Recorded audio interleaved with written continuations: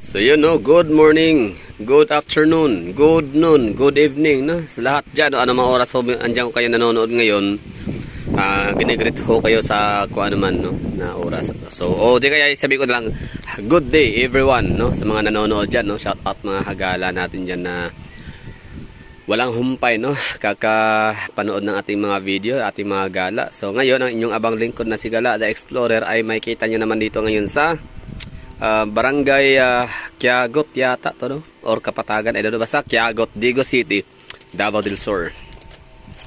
So yun, nakikita ho ninyo, ano po dito, no? Private resort kung saan makikita ho to dito sa lugar na napakaganda ng ano, ng kanyang facilities and amenities, no? Swimming pool, entrance 200 pesos para sa mga gustong maligo.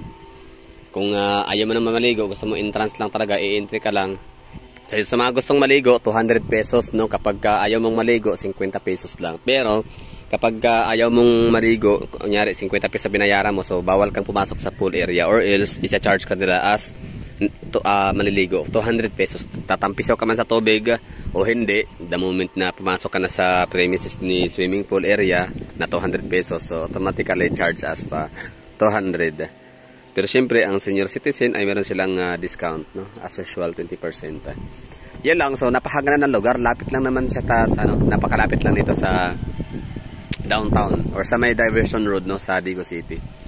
Ang ganda lang kasi kapag nandito ka, yung talagang makakapag-relax ka talaga. Alam mo yun, yung wala ka nang maiisip na problema, yung basta napakalawak ng iyong makikita, no? Teka lang ha. Ito bang nakikita ko rito ay Davao City o ito ay Samal? Zoom in ho natin, ha? Yan o, yan. Anong isla ho yan? Ito, this one. In the naked eye, makikita mo talaga siya na isla. So, pwedeng Samal, pwedeng Davao. Ay, hindi ko rin alam. So, yun lang. Bali, napakaganda ng lugar, no? Lush greenery. Yan, gawa nung sa mga yan, glass greenery by mga plantation yan, no? Farm, manggahan, mango farm and coconut farm. Tapos from afar, no, doon napakalawak niya, no, body of water, napakalaking body of water. So syempre, yan, ocean, no, Davao del Sur Street or Davao del Sur Channel, or Davao, Gulpo ng Davao. Tapos yan, Pacific Ocean na syempre. And ano ba makita natin dito? Yan lang, mga pananim, ang ganda, no? So iikot lang ho natin yung camera 360. Ganda lang. So I don't know kung nagustuhan nyo rin to, kung nagagandahan ho kayo, no? Basta ako sobrang ganda ho dito. Pangalawang balik ko na to dito, no? First time ko pupunta dito. I don't know, hindi ako sure ha kung 2016 or 2017. Basta nasa year lang na yan. Basta ito ay nagbukas daw nung 2015. So nung ako nag-post ng picture ho dito way back, yan nga 2017 or 2016. So sabi ng nanay ko na sana all, no? Sabi niya, no, ganda daw, no, sabi niya dalhin ko daw siya dito.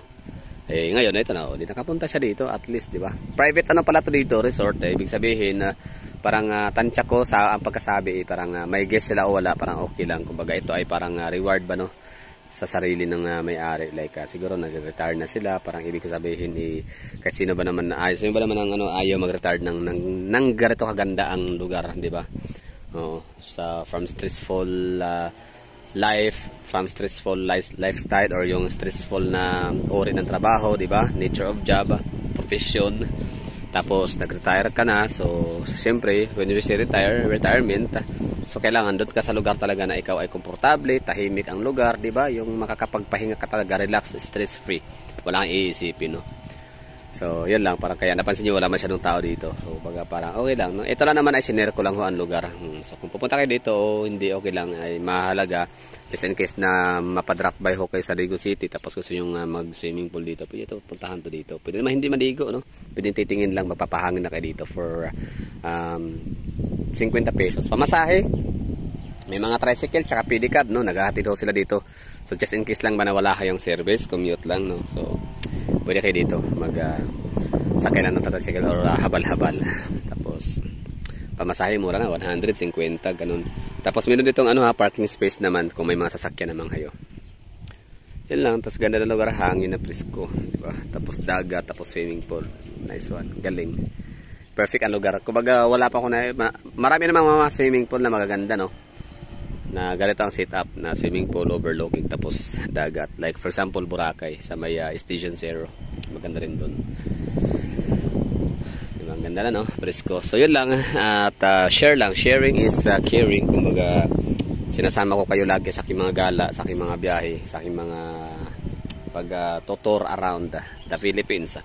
So sana ay meron akong naibigay sa inyo yung bago na lugar.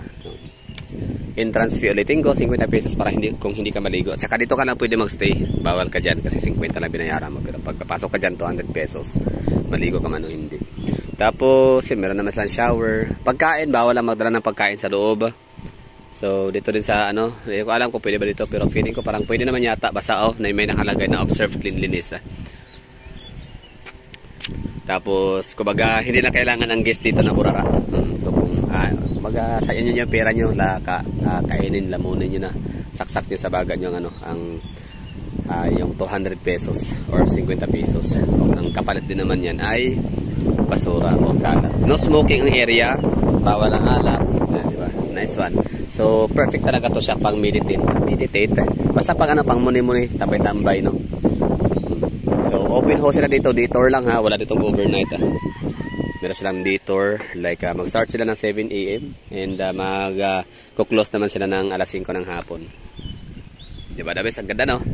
Tapos yun lang, papakita ko lang ho sa inyo yung yan, tingnan nyo yung drone shots ho natin, diba? Para makita nyo yung premises ng resort, like konting pasilip lang, no? Kung gano'n nga ba, kung ano yung tsura nito from afar or aerial. May mga may mga cottages.